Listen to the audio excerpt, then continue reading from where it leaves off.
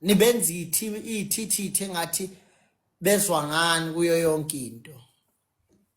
Amaqiniso mina ngizolibele nje ngwadaxaza kanje. Ngwadaxaza kanje.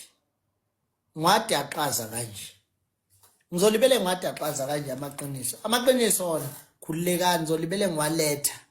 Ngwadaxaza nje kanje amaqiniso, ngwadaxaza nje. Nibonele nje nani ukuthi niphila into enzima kanjani. Nizobona nje nani ukuthi niphila into enzima. Yabona? Nisazobona ukuthi niphila into enzima kakhulu. Nangu siyamyeza ne-account yakhe uyena lothi fanele kunqunywe umuntu before Tuesday. Kuthiwa kunomuntu ofanele anqunywe before Tuesday. Angikhathazeki ukuthi ubani loyo, mina vele ngeke nginqunywe. But ngiyayibuza ukuthi imuphi lo muntu ofanele anqunywe siyamyezi before Tuesday fanele abe senqunyiwe. Imuphi lo muntu loyo ofanele anqunywe before Tuesday? That's my question. Imuphi umuntu ofanele anqunywe before Tuesday? Mayesenqunyiwe, will you answer that to Mkhwanazi?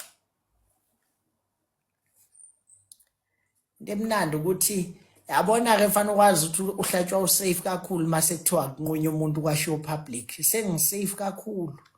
Na into eningayazi suke isitha sesingeke impela sikunqume mase kuthiwa fanele kunqunywe before Tuesday. Hawu suke so safe kakhulu. Ngoba angeke nenkabisa ambulala umuntu sekuqiya ukuthi lo muntu uzobulawa sekutshela umhlaba wonke. Hayi mina sengisafe kakhulu. Ngiyabezwa abantu bathi hayi kusuke sengisafe kakhulu ufuna ukukhululeke akekho ozofa lapha kuwe sesisafe kakhulu.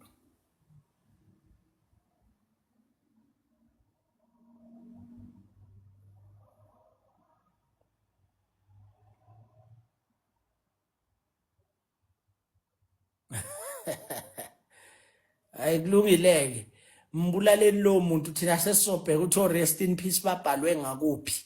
Ila sokhipha khona umyeza njengomuntu okhipha instruction ukuthi umuntu akanqunywe.